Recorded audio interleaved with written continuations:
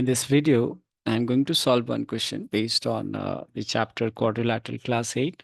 The question says ABCD is a parallelogram. Yeah, I can see that this quadrilateral ABCD given is mentioned a parallelogram.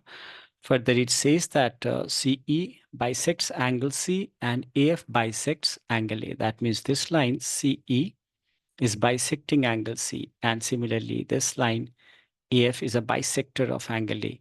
You should know that bisector of an angle is a line that divides an angle into two equal parts or two equal angles. That means these two angles will be equal here, and so will be these two angles. I can mark these angles as, say, for example, angle 1 is equal to angle 2 mentioned, angle 3 is equal to angle 4. Now, what do we need to prove here? Let's say if I read the first part, that angle FAB, that is this angle is angle FAB. FAB is this angle, right? We need to prove this angle FAB is equal to angle DCE, that is this angle DCE. This is what we need to prove here.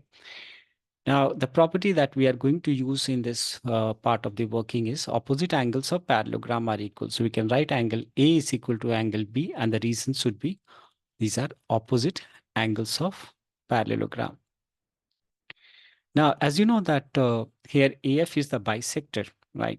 So what we can say that this angle, let's say that I mean to say that this angle will be twice of this whole angle, right? As these two angles are equal. Here, this angle, say 1 is equal to angle 2. So I can write one of these angles, say this angle 2, as twice of the whole, right? So whenever an angle is bisected into two equal parts, its one part is twice the other. So I can replace this angle A with twice of angle FAB, and similarly we can replace angle B. I can replace angle B with twice of angle DCE.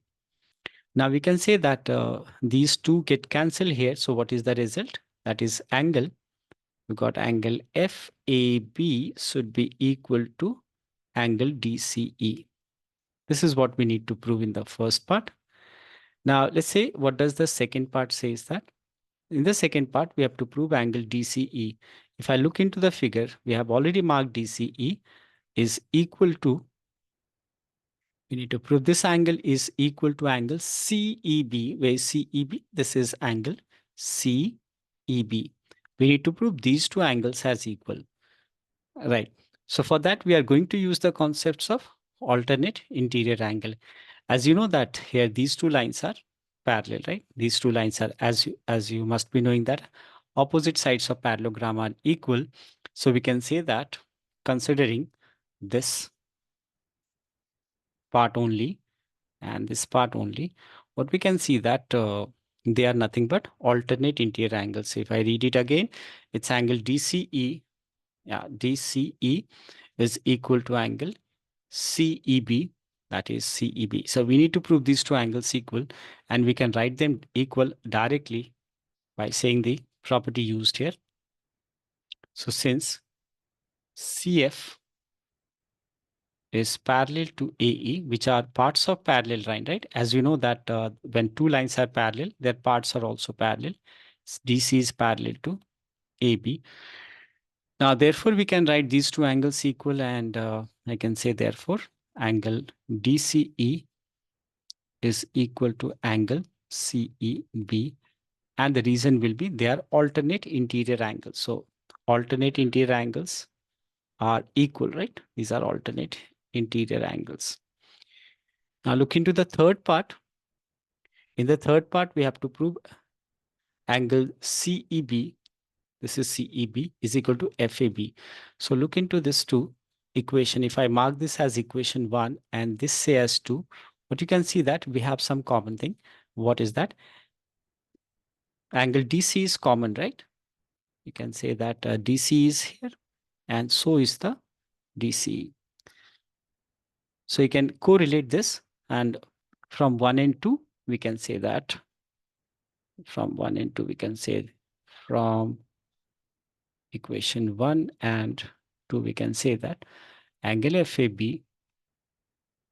is equal to angle CEB. So this is the proof of the third part. Now, when I proceed, it says that prove that CE is parallel to AF. CE, I can see that this is CE,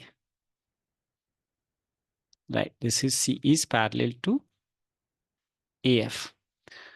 Now, what we have proved as of now in the third part, what we have proved as these two angles as equal. I'm marking these angles which we have proved equal, right? In the fourth part, right over here, what we have proved that these two angles are equal, which is marked on the screen here. We have proved these two angles as equal. So you can observe that they are nothing but corresponding angles. These are corresponding angles, and when corresponding angles are equal, the lines are parallel. So in this part, we have already proved that their corresponding angles are equal. And from here, we can say, let's say, I can write CE is parallel to AF. And the reason is their corresponding angles are equal. And that is from this equation. So if I mark it from 3, right? You can start it from 3, equation 3. Now, these two lines are parallel. Now, when I read the next part, it says AF parallel to C. AE is parallel to FC. AE is already proved parallel, right? We can directly write that AE is parallel to CF, right? This is because I have written here, right? This is because parts of parallel lines are equal. So we can say that these two are parallel because they are parts of parallel line. Now, in the final statement, although they have not mentioned, they can ask you to prove this figure, a parallelogram. That is AECF. For that, we have to use these two equations. Say if I mark this as 4 and this as 5, so from 4 and 5, we can say that AFCE is a parallelogram. As you know that when you prove two pairs of opposite sides parallel, what is that? One is already mentioned here in the diagram. These two we have proved it parallel. Further, this is parallel to this, proved in the fifth part. So we can say that since the two pairs of opposite sides are parallel, therefore it is a parallelogram.